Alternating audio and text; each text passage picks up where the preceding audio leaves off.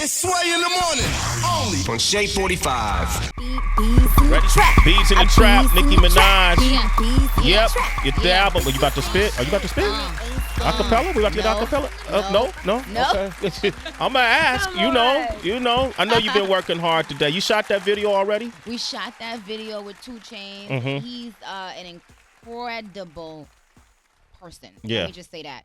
He's a hard worker. And like, I love seeing hard working people that's like, by any means necessary. If I need to take a private jet to get to the video shoot, I'm going to do it. If I need to, do it right after I get off the stage at 3, 4 in the morning, I'm going to send you the verse.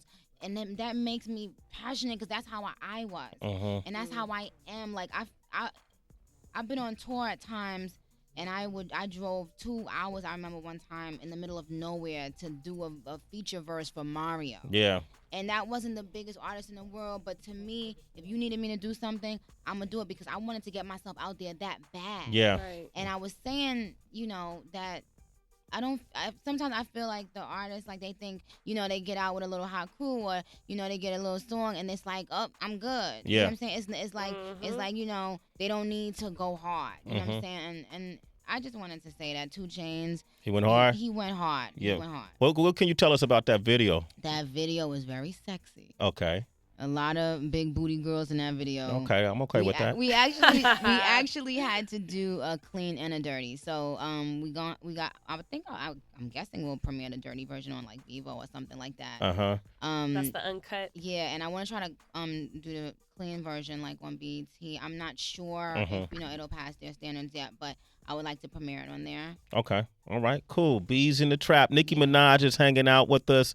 Last I saw of you. You were kissing Madonna in the mouth. Oh, brother. Yeah, I know you tired of talking about that. You mean Madonna kissed the kid? She did kiss you. Damn. She walked up, and Madonna is smart because Madonna she's the master of reinvention. Oh, yes. And she has a keen sense of what's going on around her, and she knows how to connect with the right people. It's with their tongue. Well, Clearly. yeah, definitely. She didn't. If she had tried to put tongue in, would you have rejected it or? No, of course not. It's Madonna. Yeah, right. You would have took that tongue. Yeah, who wouldn't? Okay, and it was great seeing you perform with her on the Super Bowl. Thank you. Did you feel any way about the backlash M.I.A. caused about that performance, or? I didn't think M.I.A. should have done it, but here's the thing. I think it's possible that she didn't even plan to do it. It's possible. I'm giving her the benefit of the doubt. Sometimes when you are nervous, you do things that you wouldn't normally do. Right. That's like a rapper being in a battle and being told they can't curse. Well, when they get under the most pressure, they're gonna do what comes the most natural to them, and they might curse. You know what I'm saying? So I feel like that may have been just a defense mechanism at that time out of nervousness. Yeah. Just because I didn't have nothing to do right now and I'm going to do that. I don't know.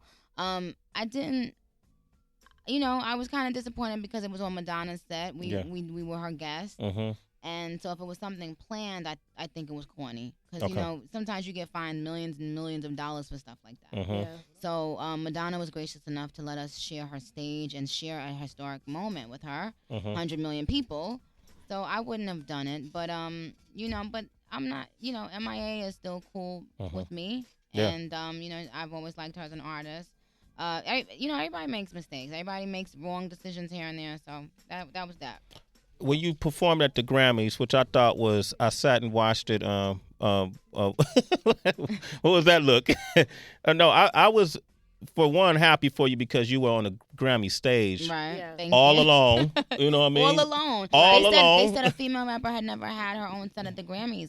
Something crazy like that. That's amazing. And I was also the only rapper to have my own set at the Grammys that year. So that deserves a round of applause. Yeah, thank you. Okay, and people were shocked by the performance. A lot of people enjoyed it. It was a polarizing performance, okay? Right. And there were a lot of people were shocked. You got a lot of backlash, but I felt like I likened it to what Eminem would have done, in his prime, because you guys have always stretched, the boundaries of creativity. Were you surprised about some of the reaction at all? A little bit. But I don't.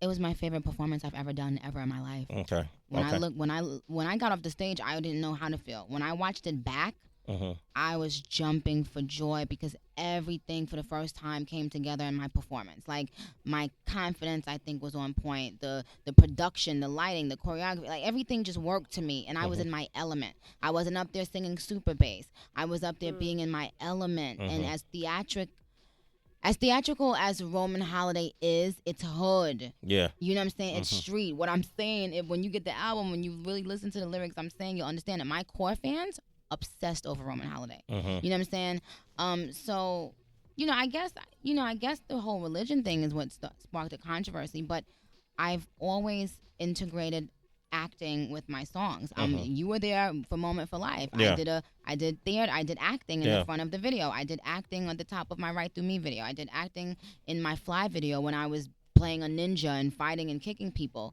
in the Fly video with Rihanna. So I did acting now in Roman Holiday, but I just put it in a place where it belonged in terms of the church. You know, this is the story I'm telling. I'm not going to stray away from the story, because if I were writing a film, I would shoot the movie. I would shoot that scene in a church. What makes it different? I don't understand why when you're a musician, it's like you're not an artist. Yeah. You can write a movie, you can paint a picture, you can paint a picture of a church. Nobody cares. But if you're an artist, it's automatically like, well, no. We're not allowed to create art without being critiqued. I loved it. I stand behind it. I'm absolutely obsessed with that performance. I wish I could watch that performance over and over like a fan. Okay, Nicki Minaj, I know you have to go, ladies and gentlemen. You were talking about, a picture. Picture tells 1,000 words. So I'm gonna show you a picture from your past. Oh Lord. Right now, and it's of you and Debbie Dev at a prior meeting. And if you look at it real close. I signed your boo. Yeah.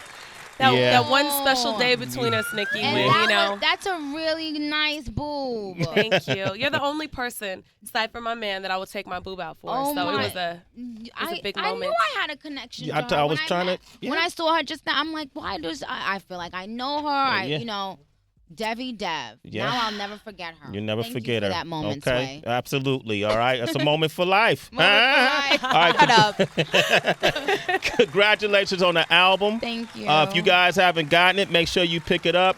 I know you only have a short amount of time, but definitely come back and see us, and maybe we can do a performance. I would love to. Okay. We'll figure something out. We'll figure it out? Yeah, absolutely. All right, Nicki Minaj, ladies and gentlemen. You guys. Sway in the morning. It's Sway in the morning, only on Shade 45.